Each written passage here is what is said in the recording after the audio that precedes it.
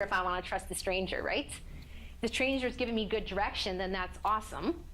But if they haven't, and I don't really believe them, I'm just going to spend time on my phone searching it, right? Like, we've all done that.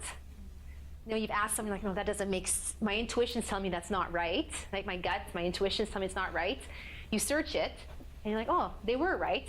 So I've spent extra time because I haven't really, the trust level isn't really there with the person that shared the information, right? There's something about it that's causing me. And we do that all the time at work. If you're honestly honest to yourself about how you spend your time, you might get an answer from person A, but if you don't really, it's not about respect, we're gonna start talking about trust. If you don't trust that person, you are gonna go and spend time looking it up yourself. Now we're talking about respect of your time and your resources. You've honestly wasted that person's time that you've asked the question to. Don't waste the person's time you've asked the question to if you're gonna go and look the answer yourself.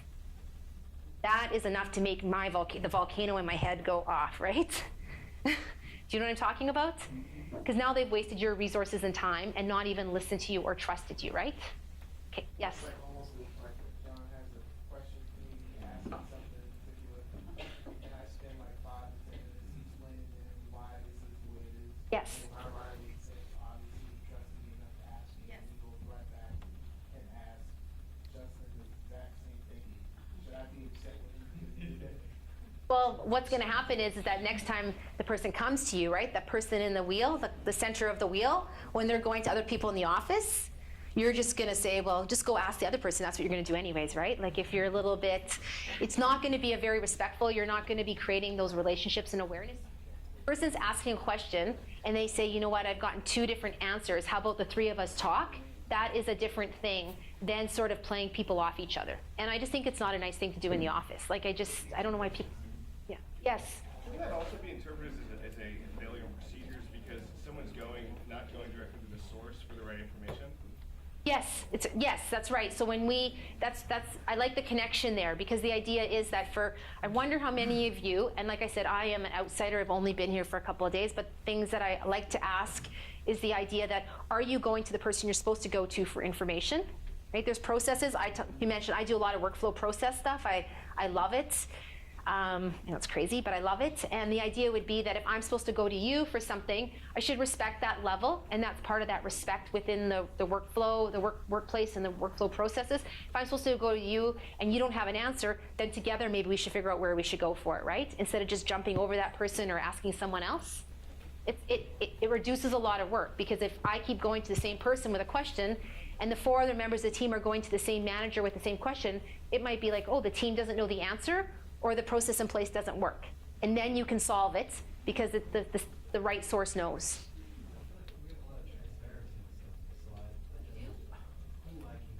Okay, great. Okay.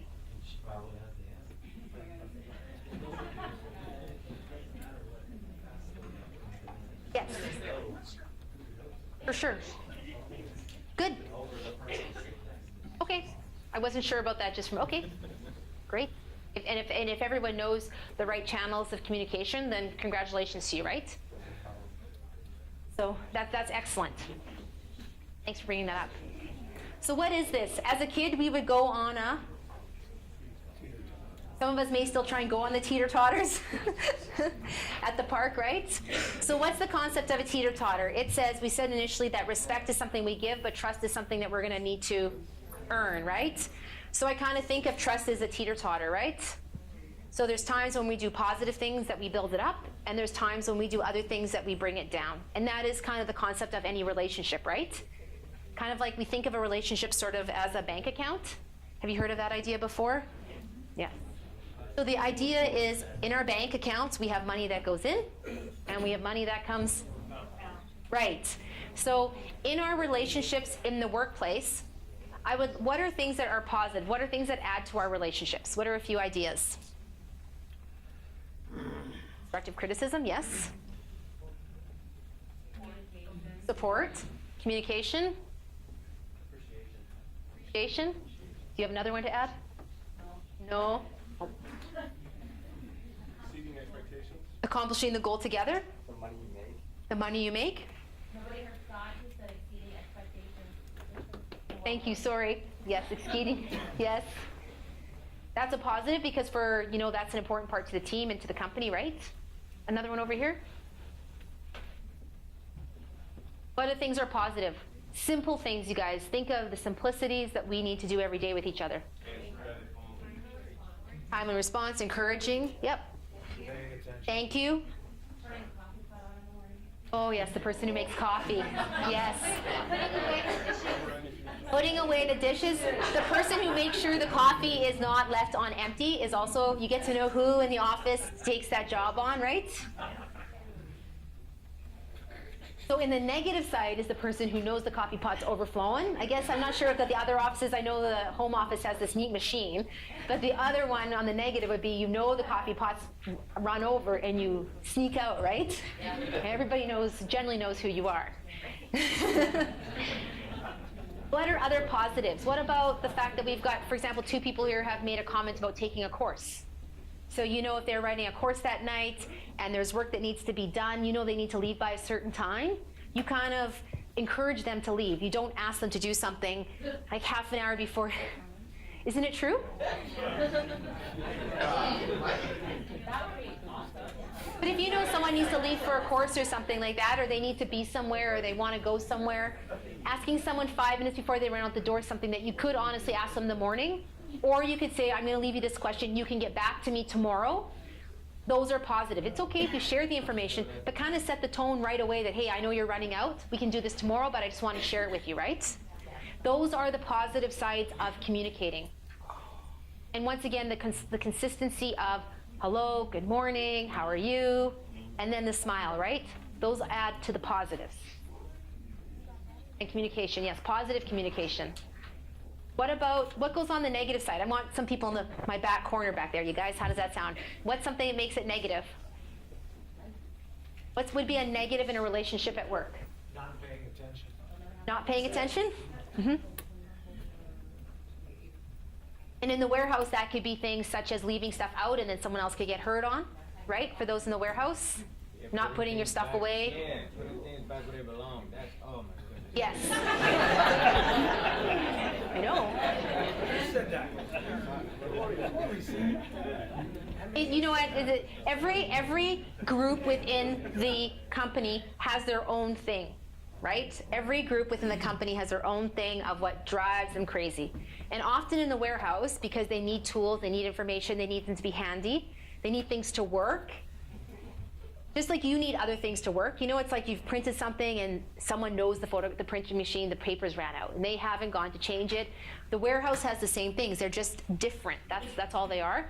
My favorite is when they actually have the do you guys have the pictures of where the scissors go and no? Pardon me? Yes. Yes. Drives you crazy.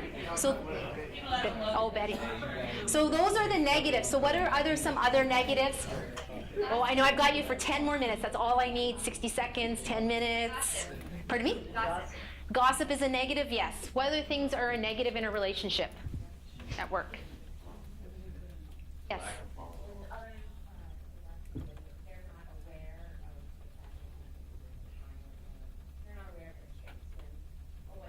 Yes.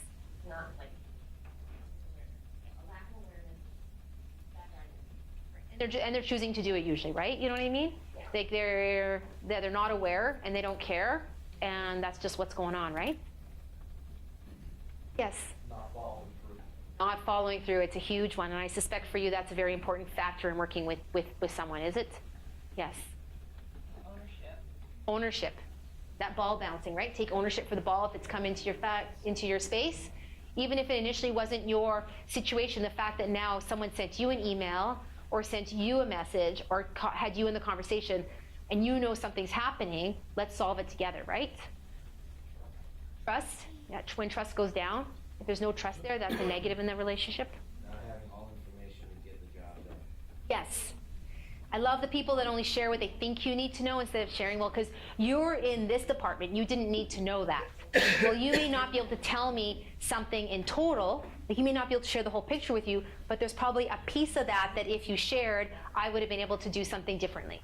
right? You, for example, if a client's not paying their bills, you probably don't need to know how much they're owing, for example, but you might be nice to know that telling the customer that when something gets delivered, it's going to be cash on delivery if you do those types of things, right? If their account. So once again, you don't need to know certain pieces of the information because it's confidential, but it's important for you to be able to share information with your client so that you can have a better working relationship. You had your hand up back. Yes. Lack of respect for their time and their space. Yes. Yes.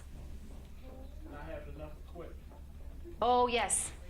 Yes, that's right. Do you have enough equipment, or have someone asking you to work with equipment that isn't sufficient? So if you're taking stuff out and something's broken, something in the warehouse, something in home office, if it's broken and we're not fixing it, but it's an important part of the process, it's an important part of your brand and image, can really cause the relationship to go down. The gentleman with the hat, he had a comment. Something else to add? Oh, no. Nope. Okay, no. Back there. I think with equipment goes staffing levels too, because sometimes it might be unfair to ask a certain department to achieve something without the proper Yes. human resources as well. Yes, that's right. So when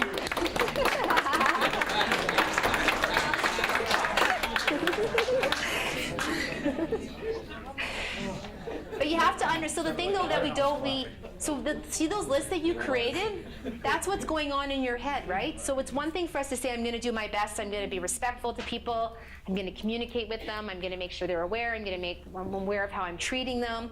You know, do I look at them? Am I respectful to them? Do I cut them off? The trust factor is based on that bank account, right? Stephen Covey talks about the bank account. So it's important for you to realize that there are times when we add to our bank accounts with people, and there are times when maybe we've asked you to do something that maybe is a negative, but we need to keep the positives and negatives going. We need to build the positives up to be able to ask for some of those negatives, right? So asking for a demand or ask a request for something that may be a little bit more than you think you can do. If you have a positive, trusting relationship with somebody, you can probably get away with a few of the negatives. But if the scale is unbalanced, it's very difficult for us to have trust with people. Right? So just think of all those ideas that you came up with when you look at whether or not you have a better trusting relationship with one person, one manager versus another. Just kind of look at it slightly different.